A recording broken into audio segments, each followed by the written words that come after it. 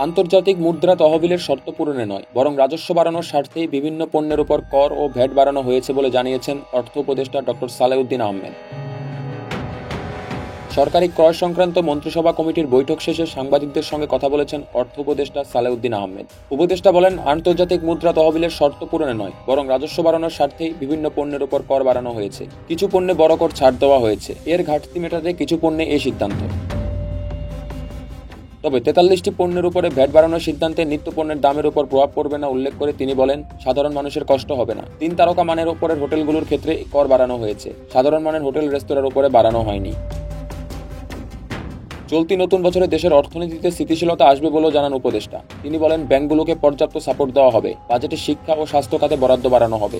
জাতীয় রাজস্ব বোর্ড সূত্রে জানা গেছে, বাড়তি রাজস্ব আদায়ে সিগারেট, মদ, পোশাকের শোরুম, অভ্যন্তরীণ ও আন্তর্জাতিক রুটের বিমান টিকিট, হোটেল, রেস্তোরাঁ ও ড্রিঙ্কস সহ ৪৩ পণ্যের উপর শুল্ক ভ্যাট বাড়ানো হয়েছে।